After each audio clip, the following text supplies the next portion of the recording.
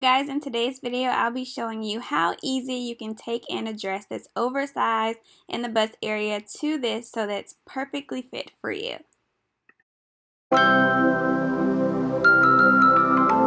Alright, so this is my dress that I bought recently, and I got it in a size small, but the bust is way too big because obviously I don't have big boobs. All you need is your item of choice, whether it's a top, a dress. It's going to be the same method. But right now we're focusing on the bust area, so it's a little different depending on what you are taking in.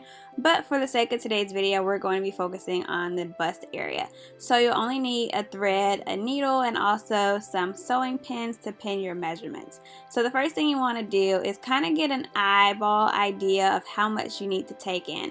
I have about an inch where it looks like I'll be good on both sides. If you're not comfortable eyeballing it, you can totally use a measuring tape. That's perfectly fine. But once you get an idea how much you need to take in, you're going to pin it inside out, and that'll be kind of your guide on where we will be sewing. It's really important that you pin your garment inside out because you don't want to sew it on the outside in, otherwise it won't make sense to do that. So just be mindful of that and make sure that your pins are on the opposite side. You also want to make sure that your pins are really neat. A lot of times if you're used to sewing and your pins aren't that neat, it's kind of easy to take them out and redo them as you go along because you have to remove your pins when you're sewing anyways. But it makes a difference if your pins are neat because you're going to try it on after you finish pinning it, and so that will determine how it will look once you actually sew. So if your pins are crooked and you sew it crooked, because of your pinning is off, then your garment will look really messed up and you'll have to start over.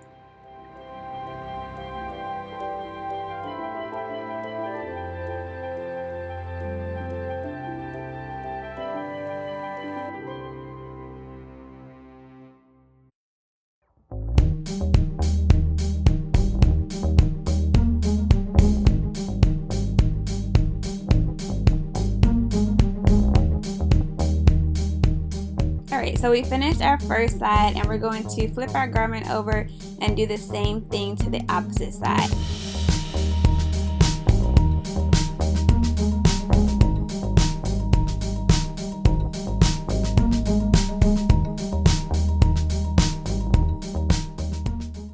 Okay, so I wanted to point out something to you all. I had to redo my pins because the first time I did them, it wasn't enough room. Well, I didn't take them in enough, and so I had to go back and take it in some more because it wasn't tight enough. So I did go back and repin them, and my last pin doesn't come directly to a diagonal point, but because the way this dress is made and it flares out, I wanted to keep the flare, so it actually helped it flare even more by cutting it off at a straight line versus having it phase down to a diagonal how you would normally do if you were taking in anything else, to ensure that you had that seamless transition from where you're taking it in. Because if this didn't flare out, it would look really stupid if you cut it off right there at a blunt straight line versus phasing it out in a diagonal.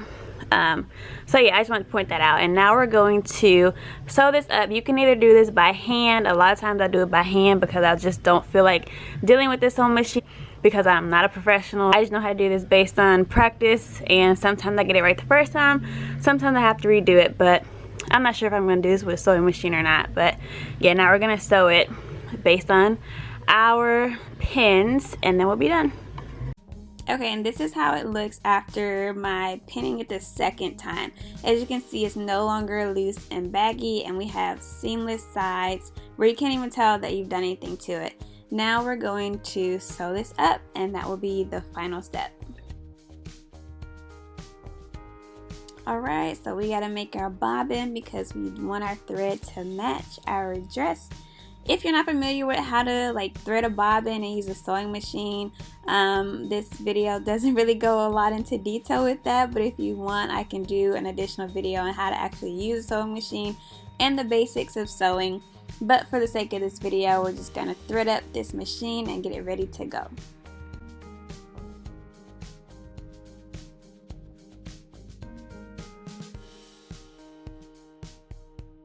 And now we will begin sewing using our pins as our guide and removing them as we go.